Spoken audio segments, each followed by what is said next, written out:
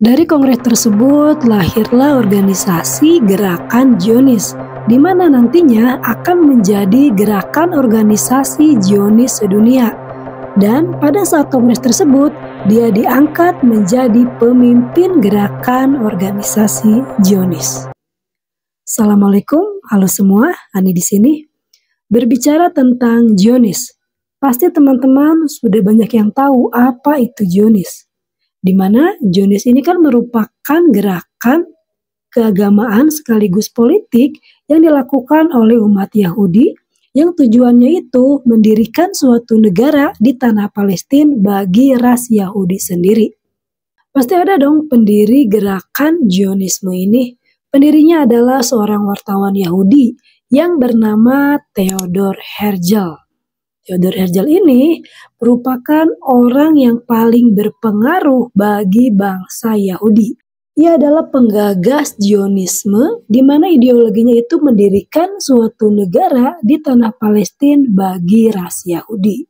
Lalu bagaimana cara Herzl memperkasai Israel di wilayah Palestina sekarang? Inilah kisahnya.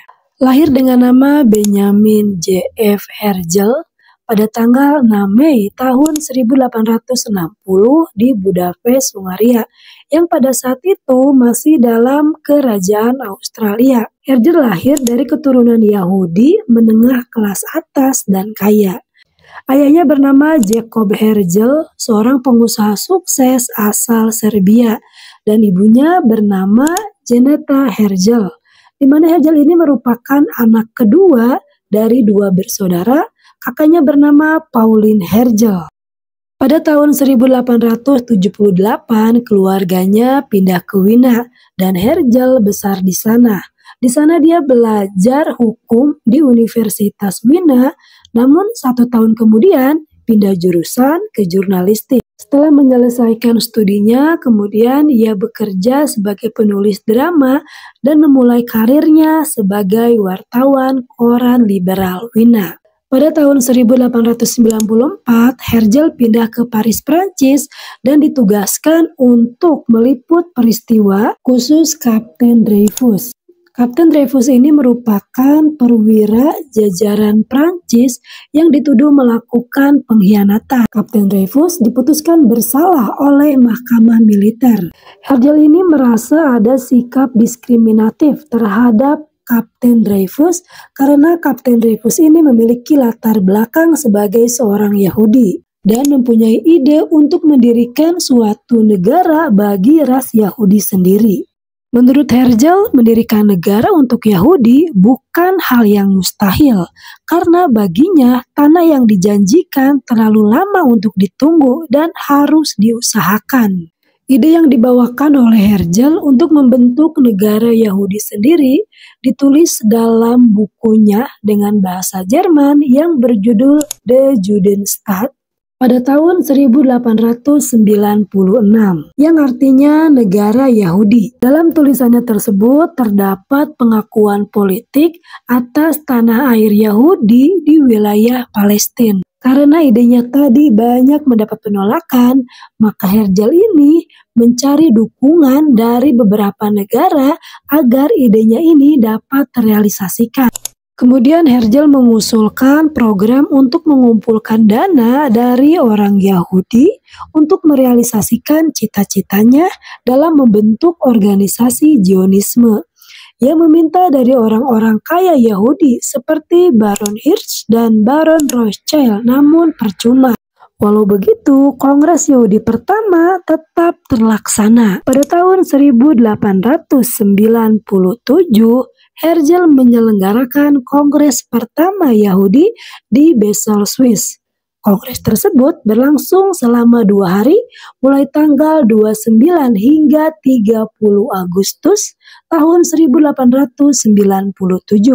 Dan dihadiri sekitar 200 delegasi dari berbagai negara di Eropa dan Amerika Serikat. Nah, dari kongres tersebut lahirlah gerakan organisasi Zionis yang nantinya akan menjadi Gerakan Organisasi Zionis Sedunia. Pada kongres tersebut, Herzl diangkat menjadi pemimpin gerakan organisasi Zionis. Dalam kongres tersebut, Herzl berpidato di mana dalam pidatonya itu ia menyatakan mungkin dalam 5 tahun atau yang pasti dalam 50 tahun yang akan datang, semua orang akan menyaksikan berdirinya negara Yahudi. Herzl menjalankan misinya dengan berkeliling dunia. Ia ke mandat Inggris, Palestina, Istanbul, dan Prancis untuk mencari dukungan namun gagal. Saat berada di Istanbul, Herzl ini memohon kepada Sultan Ottoman agar Sultan Ottoman memberikan wilayah Palestina bagi bangsa Yahudi, namun ditolak oleh Sultan Ottoman. Hingga tahun 1902, untuk ketiga kalinya, tanpa rasa malu, Herzl mendatangi Sultan Ottoman.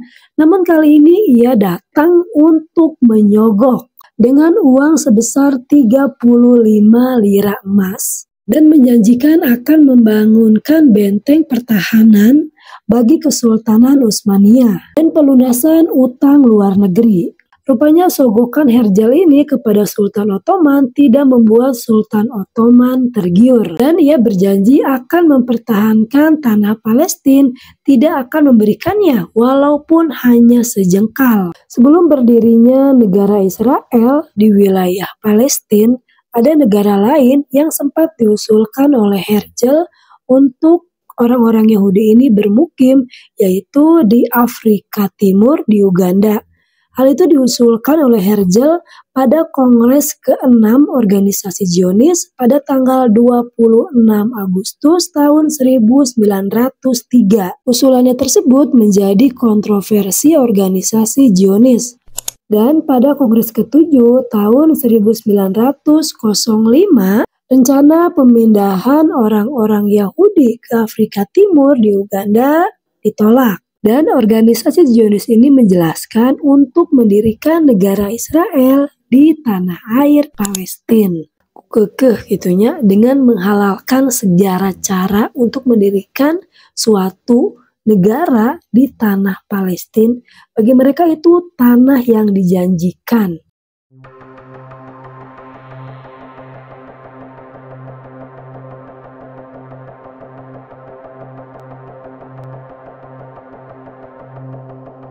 Free Palestine.